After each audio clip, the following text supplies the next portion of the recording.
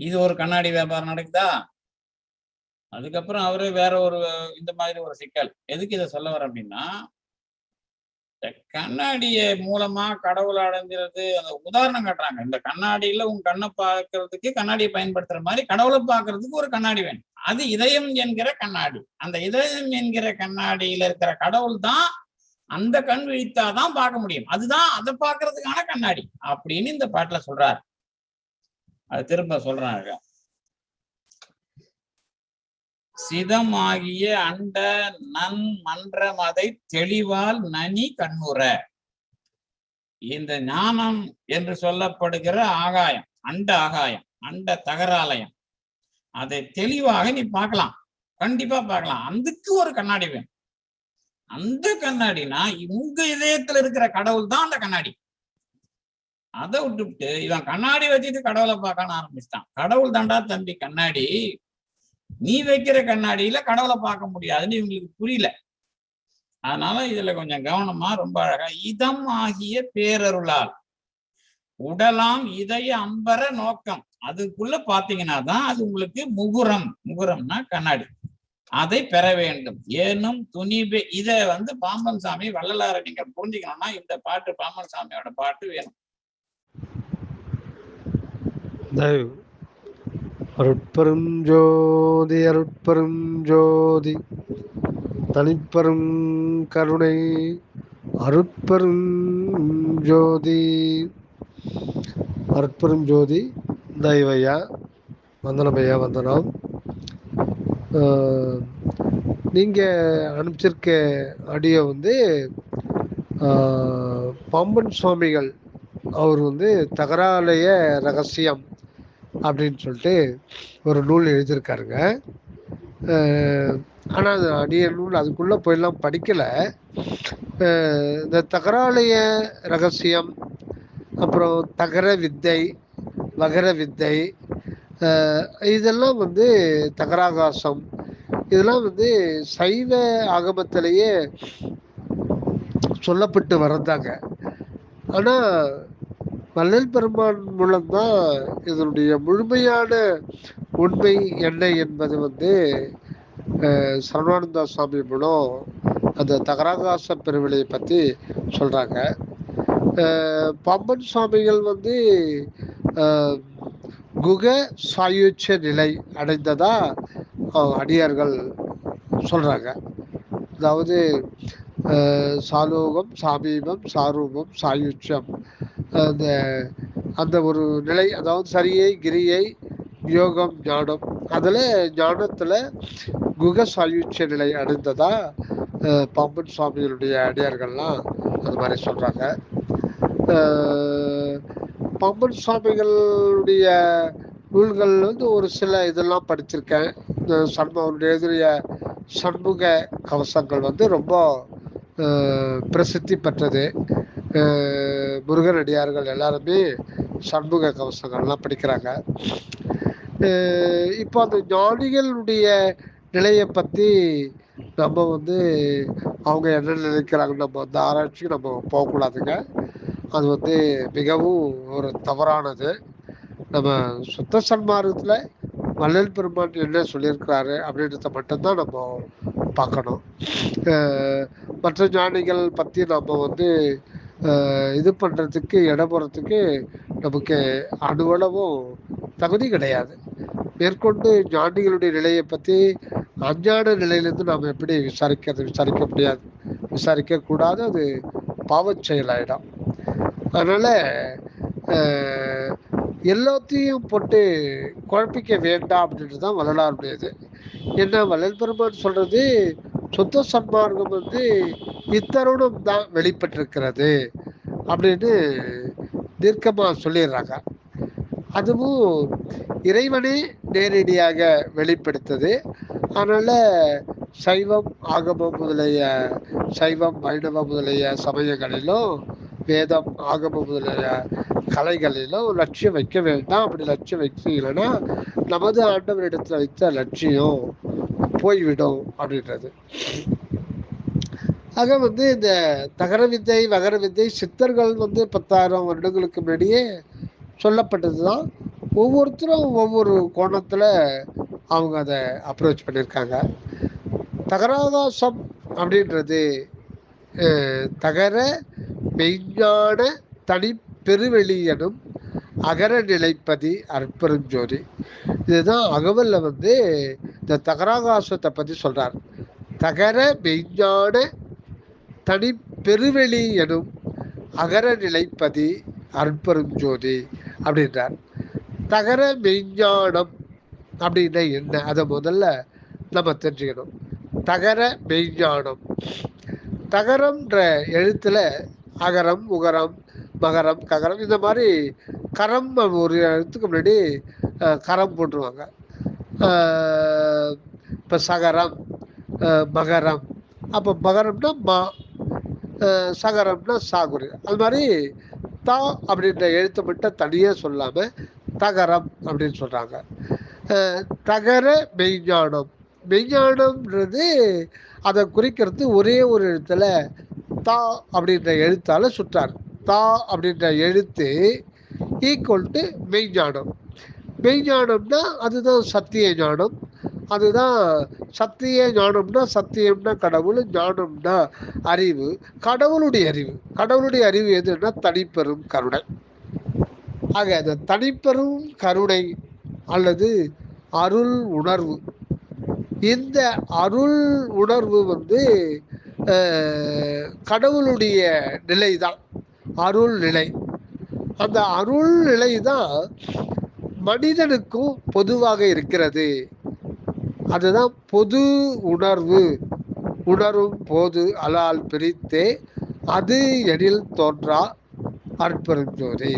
அற்பெருஞ்சோதி அதாவது இங்க தகர மெய்ஞான தனி பெருவெளி எனும் அகர நிலைப்பதி அற்பெருஞ்சோதி. இங்கதான் அந்த தகராகாசத்தை பத்தி சொல்ல வர்றாரு. இங்க இந்த தா அப்படின்றது எழுத்து ஏழாவது மெய்யெழுத்து. ஏழாவது மெய்யெழுத்து. க ந ச ந ட ந த இக்கு இத்துல போய் முடியும். இது எதை குறிக்குது, இது எதை சொல்ல வருது? தாம்ல எழுத்துன்னா இக்கு இங்கு இச்சு இஞ்சு இட்டு இந்து இத்து. இப்ப இக்குன்றது நமக்கு முத இந்த ஜீவனுக்கு ஏற்பட்ட முதல் அறிவு ஸ்பரிசறிவு. அப்புறம் அதெல்லாம் முற்று பெற்ற பிறகு இரண்டாவது அறிவு இங்கு. அந்த எழுத்து எதை குறிக்குதுன்னா சுவை அறிவு நமக்கு சேருது. அந்த ஓரறிவு தாவர புல் பூண்டு இதெல்லாம் முடிஞ்ச பிறகு நமக்கு அடுத்ததாக இரண்டறிவுடைய பௌதிக உடம்புகள் நமக்கு கிடைக்குது. இதெல்லாம் வள்ளல் பெருமான் விண்ணப்பத்துல சொல்றார். இதுதான் திண்டுக்கல் சுவாமிகள் நன்கு இதை விளக்கம் கொடுக்கிறார்.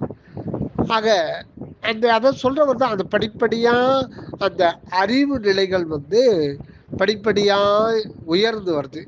அப்புறம் மனிதன்ல தான் ஆறாவது பகுத்தறிவு நிலை கிடைக்குது. அதான் கற்பனா சக்தி. எதையுமே கற்பனை செய்து பார்க்குற ஒரு சக்தி, யூகித்து பார்க்குற சக்தி. அது மனோசக்தியினுடைய இயல்பானது முதல்ல அதை கற்பனை செய்து பார்க்கும். அந்த அளவுக்கு தான் அதுக்கு இது உண்டு. அது இல்லாமல் அந்த மனோசக்தி கடவுளுடைய திருவடி தான் நமக்கு மனோசக்தியா வருதே தவிர வேற எதுவுமே இல்லை அப்படின்றாரு சர்வானந்த சுவாமி.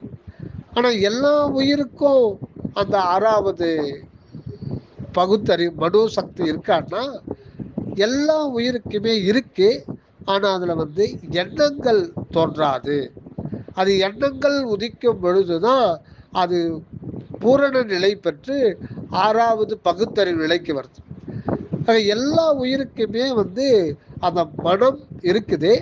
ஆனா அந்த மனதுல லாங்குவேஜ் தெரியும் பொழுது, அந்த பரிபூர்ணம் அது மலர்கின்ற பொழுதுதான் என்ன, ஏது, எப்படி என்ற கேள்வி உதித்தடும். ஆனா மற்ற ஜீவராசிகளுக்கு அந்த மனோசக்திக்கு உள்ளிருந்தே உள்ளொளியானது செயல்பட்டு சூழ்நிலையை உணர்த்திவிடும். அதுக்கு எண்ணங்களே தோன்றாது. ஆனா அந்த மனோசக்திக்கு உள்ள இருந்தே ஆண்டவருடைய அருட்சக்தியானது அந்தந்த சூழ்நிலையை உணர்த்தி அதில் இந்த சூழ்நிலையை வச்சு அது தனது உயிருக்கு வாழ்க்கைக்கு பாதுகாப்பு பண்ணிக்கும். இப்போ சிட்டுக்குருவி இருக்குன்னா அது முட்டை போட போதுன்னா அது எண்ணங்கள் அதுக்கு தோன்றாது, உடனே அது கூடு கட்ட ஆரம்பிச்சிடும். அது பாட்டுக்கு அது இயல்பாகவே செய்யும். அதுதான் இறைவனுடைய உள்ளொளி. ஒவ்வொரு உயிருக்குள்ளிருந்து ஒவ்வொரு வினாடியும் அதை டைரக்ட் பண்ணிக்கிட்டே இருக்கு. இப்போ ஒரு தெருவில் போயிட்டுருக்கோம், ஒரு புதிய தெருவில் போகிறோம், சாயங்காலம் ஒரு 7 மணிக்கு இவன் புதுசாக இருக்கான்னு சொல்லிட்டு நாய்கள்லாம் 2 நாய் குறைச்சிட்டே இருக்கு, கடிக்கிற மாதிரி வருது. நம்ம உஷாராக என்ன பண்ணுறோம், ஒரு பெரிய கல் எடுக்கிறோம், உடனே அது பயந்து ஓடிடுது. ஏன் பயந்து ஓடுது? நம்ம இவன் அடிச்சிருவான், அவன் அடித்தா அந்த கல் நம்ம மண்டையை உடைச்சிருவான் அப்படின்லாம் அது நினைக்காது. பட் அதனுடைய அனுபவம் ஏன்னா அது பல பிறவிகளில் வர்ற அது அனுபவம். அந்த நம்ம எடுத்த உடனே அதுக்கு ஒரு எந்த சிந்தனை இல்லாமல் ஒரு பய உணர்ச்சி மனதில் வந்துடும். அதை உடனே என்ன பண்ணும், அது ஒதுங்கி போயிடும். எல்லாமே எல்லா உயிருமே நம்ம ஒரு இது பண்ணோம்னா அது அந்த ஒரு சூழ்நிலையை அது புரிந்திக்கிற ஒரு மனோசக்தி இருந்தால் தான் அது வாழ முடியும். அதனால சரவண சாமி சொல்ற எல்லா உயிருக்குமே அந்த மனோசக்தின்றது இருக்கே. இப்போ தொட்டாசிலிங்கி செடி இருக்கு, தொட்ட உடனே அது இலைய அது மடக்குது, அதுக்கு பிடிக்கல. அது மனோசக்தி இருக்கான்னா அது இருக்கிறதுனால தானே இடைய மடிக்கிறது. ஆனால் அது மிக மிக மிக மிக மிக அருகிய நிலையில் தான் இருக்கும், மிக மிக அருகிய நிலையில் தான் இருக்கும் எல்லாத்துக்குமே. அந்த மாதிரி தான் ஒவ்வொரு இதுவுமே. இப்போ மாடுலாம் பார்த்தீங்கன்னா கிராமத்து புறத்துகளில் ஒரு 10 தெரு இருக்குன்னா காலையில் எடுத்து போய் மந்தையில் விட்டுடுவாங்க. அதுக்குன்னு மேய்க்கிறதுக்குன்னே ஒரு குடும்பம் அவங்க ஒரு இருப்பாங்க. அவங்க மேய்ச்சிட்டு 6 மணிக்கு எடுத்து அதை தோப்பில் விட்டுட்டாங்க. அந்தந்த மாடு அவங்க வீட்டுக்கு தானாகவே வந்துடும். அது எப்படி வருது? அது மனம் அங்கே எண்ணங்கள் தோன்றாத ஒரு அதிசூக்கும நிலையில் தான் இருக்கும். அந்த மாதிரி தான் ஒவ்வொரு உயிருக்கும் அந்த மனோசக்தி அருகிய நிலையில இருந்து அந்தந்த ஜீவன்ல அதனுடைய சுபாவ குணமாக இருந்து செயல்படும். அவள்தான் அந்தந்த ஜீவனுக்கு உரிய சுபாவ குணமாக இருந்து செயல்படும். ஆனா அதுக்கு மனம் அப்படின்ற ஒரு பரிபூரணமா வரும்போது அதுல எண்ணங்கள் தோன்றுறது மனிதனுக்கு தான் தோன்றுது. அதுதான் 6வது. இந்த 6வது அறிவை வச்சுதான் தெய்வத்தை பத்தியும் உலகத்தை பத்தியும் இந்த பிரபஞ்ச தோற்ற காரணத்தை பத்தியும் இந்த வாழ்க்கை நிலை பத்தியும் கடவுளை பத்தியும் இந்த உயிரினுடைய தன்மை பத்தியும் இந்த உடல் நமக்கு ஒன்றி இருக்கிற தன்மை பற்றியும் பிறப்பு இறப்பு 5 பூதங்கள் சூரியன் சந்திரன் இது அண்ட கோளங்கள் எல்லாத்தையுமே ஆய்வு செய்யக்கூடிய திறன் அந்த மனதுக்கு உண்டு. அது ஆய்வு செய்யணும். அனைத்தையுமே நம்ம கருத்தில் ஏற்றுக்கொண்டு ஏன் இதுல எப்படி எதுக்காக இதனுடைய காரணம் என்ன, இதுக்கெல்லாம் நான் யாரு எதுக்காக பிறந்தேன் இதெல்லாம் இது பண்றதுதான் அந்த மனோசக்தி நமக்கு கொடுக்கப்பட்டிருக்கு. ஆனா இதை வச்சுக்கிட்டு கொஞ்சம் ஓரளவுக்கு தான் இது பண்ண முடியும். அந்த தன்னை உணரணும்னா கூட மனதால் அதை முடியாது. அது அதுக்கு அடுத்த ஒரு நிலை இருக்குது. அதுக்கு பேர் தான் 7வது நிலை. 7வது மெய்யறிவு இந்த பௌதிக உடம்புல இருந்தாலும் அது நிராதார நிலையில தான் இருக்கு. அதுதான் தலைக்கு நடுவுல அது சொல்றது கூட அவ்வளவு சரியில்லை. ஆனா நம்ம தேக உணர்வுல இருக்கிறதுனால அப்படி சொல்லித்தான் ஆகணும். அந்த 7வது நிலையில தான் இருக்கு. மன அறிவு காரியப்படுகின்ற இடம் பார்த்தீங்கன்னா அது இதயஸ்தானத்தால் தான் அது செயல்படும். மன அறிவு இதயஸ்தானத்துல அது எப்பவுமே எண்ணங்கள் அது நிறைய சதா எண்ணங்கள் தோன்றுவதும் அடங்குவதுமாகவே தான் இருக்கும். அப்படிதான் நம்ம வாழ்ந்துகிட்டு இருக்கோம். ஆக மனம்ன்றது அது எண்ணங்களாகவே இருக்கும். அதனாலதான் சில யோகிகள் என்ன சொல்றாங்கன்னா மனம்ன்றது ஒண்ணும் இல்லை, அது எண்ணங்களுடைய தொகுப்பு. எண்ணங்கள் ஒண்ணு இல்லை, அங்க மனம்ன்றது ஒண்ணுமே இல்லை அப்படின்னு சொல்லுவாங்க. ஆனா அது வந்து சுத்த சன்மார்க்கத்துல மறுக்கப்படுகிறது. அந்த இதெல்லாம் வந்து கான்செப்ட் மறுக்கப்படுகிறது. மனம்ன்றது தனியா இருக்கு. அது உண்மையில எங்க இருக்குன்னா புருவ மத்தியில் தான். அவருடைய தோற்றுவாய் புருவ மத்தி. ஆனா அந்த புருவ மத்தியிலிருந்து அது இறங்கி வந்து நமக்கு இதய ஸ்தானத்துல இருக்கும்போது தான் அது எண்ணங்களா மாறுது. அது தொடர்ச்சியா எண்ண அலைகளாகவே தான் இருக்கும் அது. அதனால எண்ண அலைகளின் தொகுப்பைத்தான் நம்ம மனம் அப்படின்னு சொல்றது தவறு. அது தவறு. ஆனா எண்ணங்கள் அற்ற நிலையில அது அதிசூக்கமா எங்க மையம் கொண்டிருக்குன்னா புருவ மத்திக்கு உள்ளோம். இது கூட வந்து சூக்கும தேகத்துல தான் அதை நம்ம உணர முடியுமே தவிர அது பௌதிக உடம்புல ஏற்படுறது கிடையாது. இது சுக்கும தேகத்துல இருக்கு. அதனால நம்ம புருவ மத்தின்னு நம்ம சொல்றது அது சுக்கும தேகத்தினுடைய அடையாளம் தான். அது நம்ம தேகம் நான் என்ற உணர்வுன்றதுனால அதை நம்ம வந்து பிண்டத்துல புருவ மத்திய 2 கண்ணுக்கடியில நம்ம அடையாளப்படுத்துறோம். ஆக்சுவலா அந்த மனம் வந்து எண்ணங்களற்ற நிலையில புருவ மத்தியில தான் அது உதிக்குது. நம்ம உதாரணமா நம்ம இரவு நாம தூங்கிட்டோம்னா இரவு நாம தூங்கிடுறோம். தூக்கம்ன்றது ஒண்ணும் இல்லை. அது வந்து சூன்யம் தான். சர்வ சூன்யம். அங்க நம்ம இருக்கிறது நமக்கு தெரியாது. சொல்லப்போனா நம்ம இறந்த நிலைக்கு போயிடுறோம். ஒன்றுமே இல்லாத ஒரு நிலைக்கு வரும். சர்வ சூன்யம். அங்க உலகமும் இல்லை, எதுவுமே இல்லாத ஒரு நிலை. அது கிட்டத்தட்ட அது இறந்த நிலை தான். இறந்து போன ஒரு நிலை. அந்த நிலையில நம்ம ஆழ்ந்த உறக்கத்துல தூங்கிறோன்னு வச்சுக்கோங்க. இப்போ ஒரு பள்ளிக்கூடம் படிக்கிற பையன், 8ஆம் கிளாஸ் படிக்கிற பையன் ஆழ்ந்து உறக்கிடுவான். நல்ல விளையாட்டுலாம் போயிட்டு நல்லா ஆழ்ந்து உறங்கிடுவான்.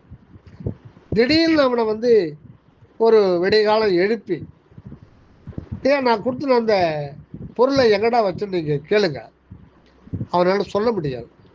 அவன் மட்டும் இல்லை, வயசானவங்க கூட அந்த ஒரு இது இருக்கும். ஆழ்ந்த உறக்கத்தில் நமக்கு கூட டப்புன்னு ஆழ்ந்த உறக்கத்தில் திடீர்னு தட்டி எழுப்புனா அந்த ஃபியூ செகண்ட் வந்து நம்ம வந்து எண்ணங்கள் நிலைக்கு வர முடியாது. ஏன்னா அந்த சூன்ய நிலையிலிருந்து ஃபர்ஸ்ட் வரும்போது நம்ம என்ன உணர்றோம்னா தனது இருப்பை நாம் உணர்ந்து கொள்கிறோம்.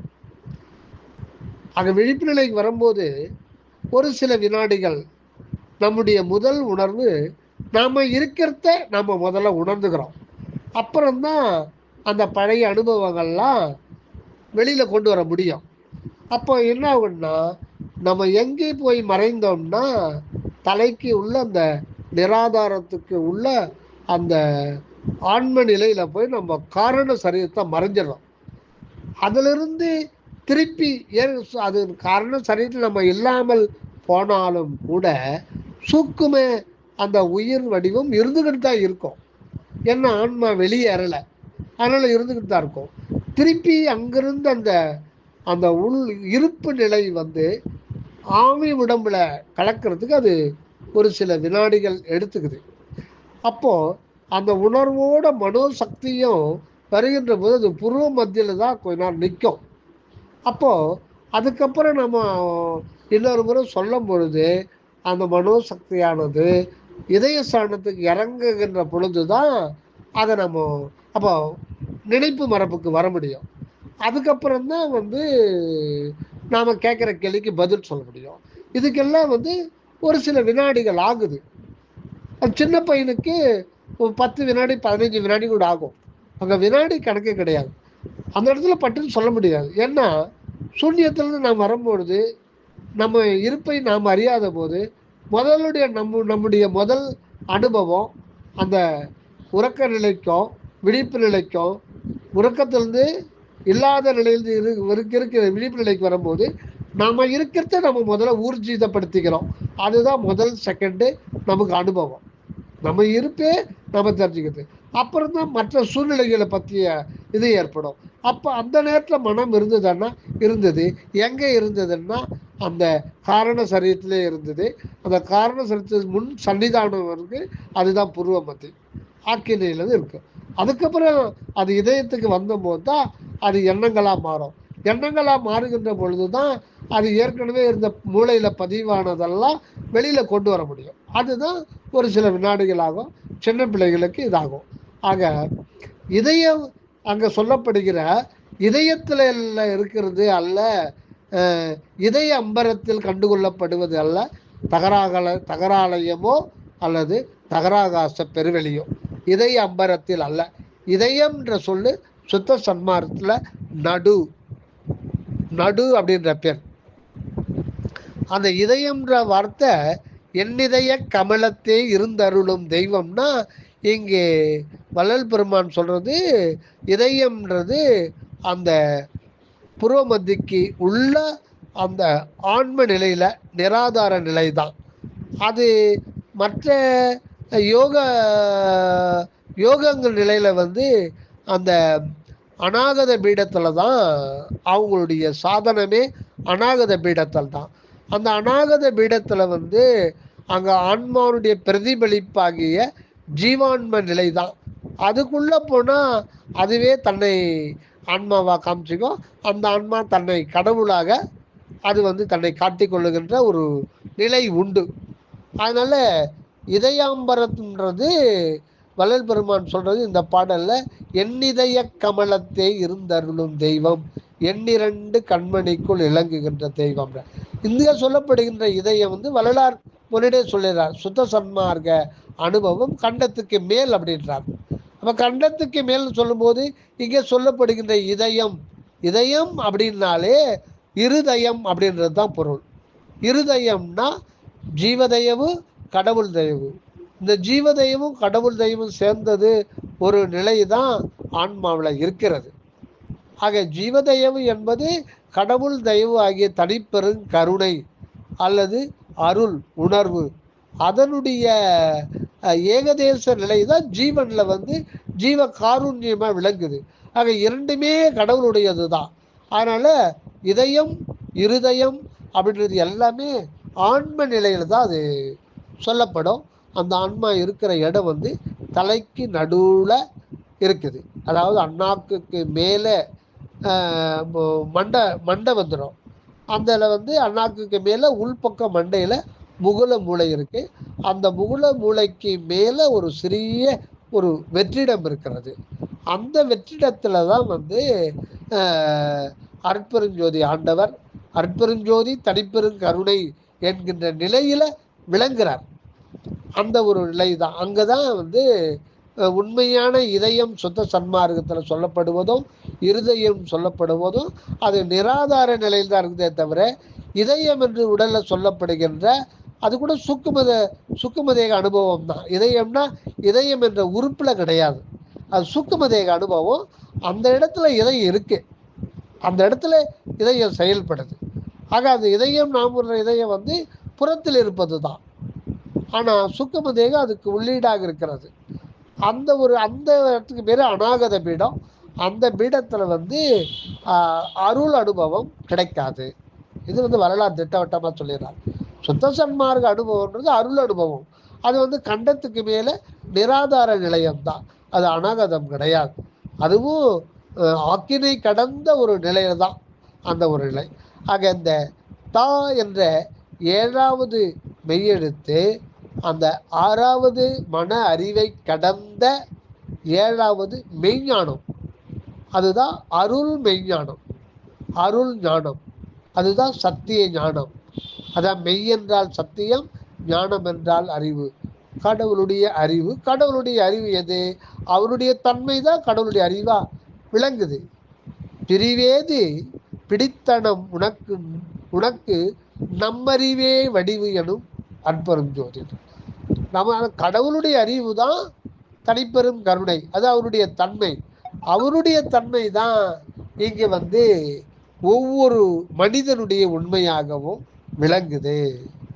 ஆக இறைவனுடைய திருவடி தான் மனிதனுக்கு தலையான ஒரு நிலை இருக்கு.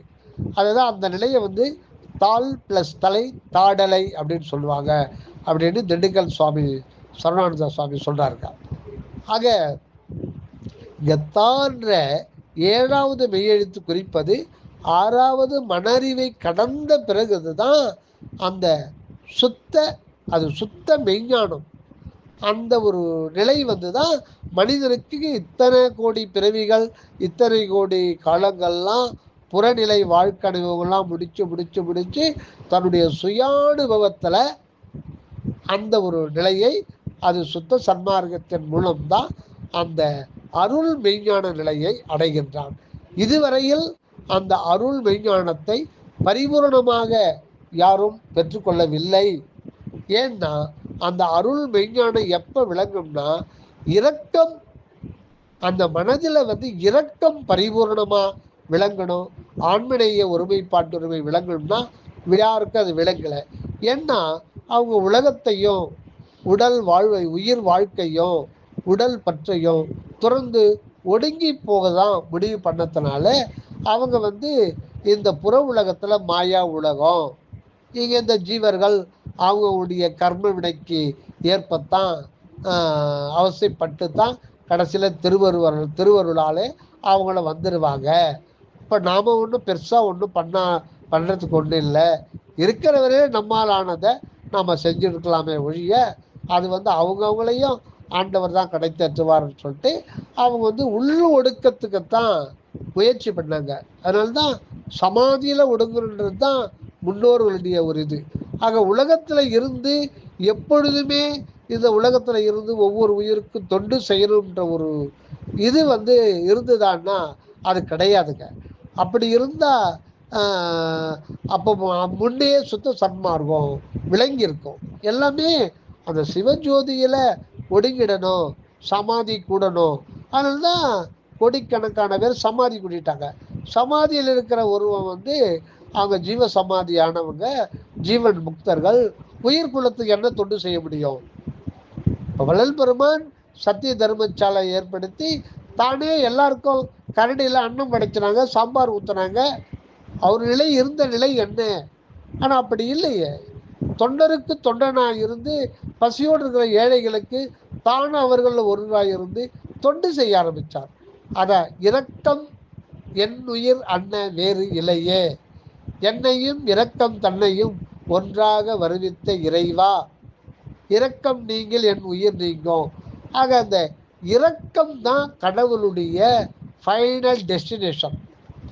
ஆக இறைவனே கடைசியா இந்த மனித உருவுல அந்த மனதிலையும் ஜீவ உணர்வுலையும் அந்த அன்பு தத்துவமே உலக வாழ்க்கைக்கு வரும் பொழுது எல்லோரும் கூட அது இரக்கத்தை பிரபஞ்சம் முழுதும் வியாபித்து நிற்கிறார்.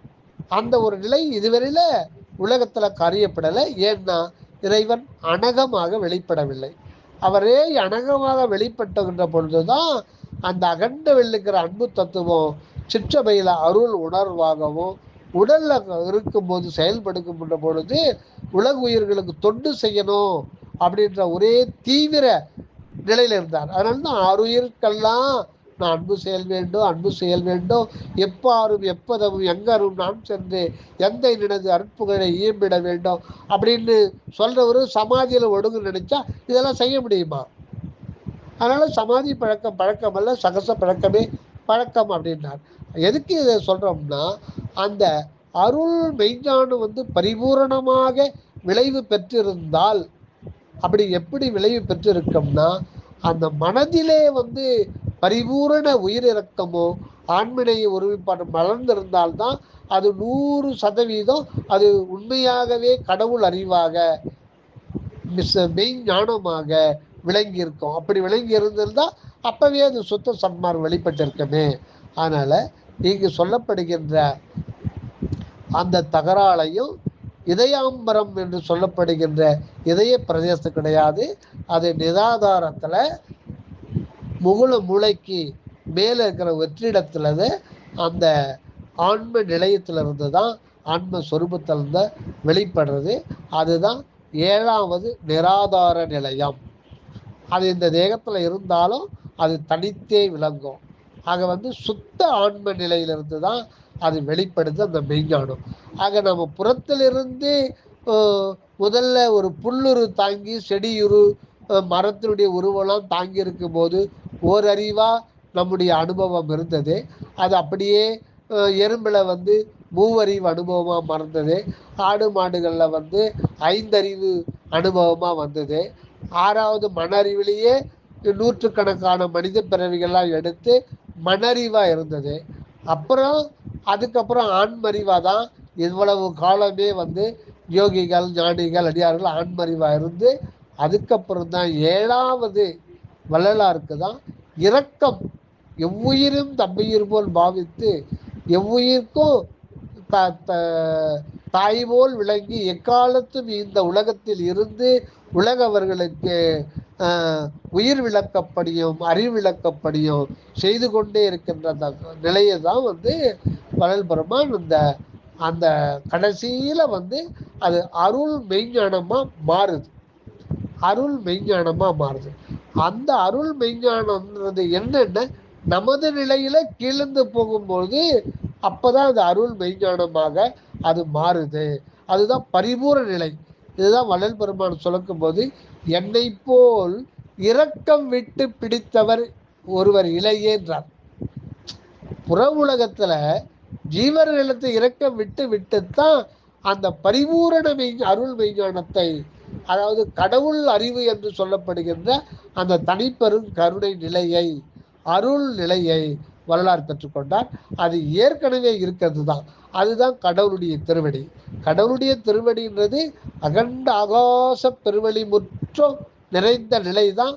அதுதான் கடவுளுடைய அன்பு வெளி. அதுதான் இருப்பா இருக்கிறது. அதுவே தன்னுடைய உண்மையை எல்லாம் விளக்குகின்ற பொழுதுதான் அருள் உணர்வு நிலைக்கு நம்முடைய ஆன்மாவில் அருள் ஒளியா வீட்டு இருக்குது. அது ஏற்கனவே இருக்கிறது. ஆனா இந்த ஜீவனுடைய சுயானு தானே ஒரு ஜீவனா இருந்து சுயானுபவத்துல தான் அது கடவுளுடைய அறிவு தான் நாம இருக்கிறன்றது சுயானுபவத்துல பெற்றுக்கொள்ள வேண்டும். அப்படின்றது தான் ஒரு நீதியும் நீதியுமாக இருக்கிறதுனால்தான் இவ்வளவும் ஒரு ஜீவன்ல இருந்து தான் அந்த ஆண்டவரே இது பண்ணிக்கிட்டு இருக்காரு. ஆக நமது நிலையிலிருந்து நோக்கும் போது ஓரறிவு 2 அறிவுன்னு வந்து கடைசியில எத்தனையோ யுகங்கள்லாம் கடந்து அது மலர்ச்சியாகி முதல்ல ராமலிங்க வள்ளலாருக்கு தான் அது வந்து 7வது அருள் மெய்ஞானமா மாறுது. இப்ப அதுதான் ஆண்டவருடைய அருள் ஜோதியா இருக்கிறது. ஆக கடவுளுடைய திருவடியும் வள்ளலாருடைய ஆன்ம உண்மையும், அதாவது ஒவ்வொரு மனிதனுடைய உண்மையும் கடவுளுடைய திருவடி ஒன்னே தான். அதுதான் பொது உணர்வு, அதுதான் அருள் உணர்வு, அதுதான் அருட்ஜோதி, அதுதான் மெய்ஞானம். அதாவது தாய் என்கின்ற தகர மெய்ஞானம். இந்த மெய்ஞானத்தை பெற்ற உடனே அதுதான் அருள் உணர்வு. அந்த அருள் உணர்வு எதனுடையதுன்னு போது டப்புன்னு வந்து அகண்ட வெளி, எல்லையற்ற அந்த நம் கண்ணால் பார்க்கின்ற அந்த அகண்டாகாச வெளிமுற்றும் நிறைந்த அந்த அன்பு தத்துவம் தான் அப்படியே இங்க அருள் உணர்வார்கள். இதுதான் அதுவாகவும் அதுவே இதுவாக இருக்கும் போது அகண்டாகாச வெளிமுற்றும் நிறைந்த ஒரு உண்மை வெளிப்பட்டுவிடும். அதுதான் இயற்கை உண்மை, சத்து பொருள், அன்பு வெளி, அகண்ட வெளி. ஆக இந்த தகர மெய்ஞானத்தினாலே கண்டுகொள்ளப்படுகின்ற உண்மை எதுன்னா அகண்ட அகல் அனாதி நித்தியமாய் இயற்கையா இருக்கிற இயற்கை உண்மை வெளி என்று சொல்லப்படுகின்ற அன்பு இருப்பு வெளி என்று சொல்லப்படுகின்ற அந்த அகண்ட வெளிமுற்று நிறைந்த ஒரு நிலைதான் இந்த மெய்ஞானத்திலாக கண்டுகொள்ளப்படுகிறது. அதுதான் கடவுளுடைய அகரநிலை என்று சொல்லப்படுகிறது. ஆ என்றாலே ஆகாசத்தையும் குறிக்கிறது. ஆ என்றாலே ஆகாசத்தை குறிக்கிறது. ஆக இத்து என்பது மெய்ஞானத்தை குறிக்கிறது. அந்த மெய்ஞானம் உதித்த உடனே அந்த க்ஷணத்திலேயே அந்த மெய்ஞானம் என்பது கடவுளுடைய தன்மைதான் மெய்ஞானமா இருக்குது. அது உடனே தனது உண்மையை காட்டி கொடுத்து அனுபவப்படுத்திவிடும். அந்த நிலை தான் அகரநிலை. பதினா கடவுள். ஆக கடவுளுடைய அகரநிலை முதல் நிலை வந்து அகண்ட ஆகாச வான் பெருவெளி முற்று நிறைந்த இயற்கை உண்மை என்கின்ற சத்து பொருள். அது முற்று நிறைந்ததுதான் தகராகாசம். ஆக இதுக்கு முன்னி இருந்த ஞானிகள் சொன்ன தகராகாச நிலை இது கிடையாது.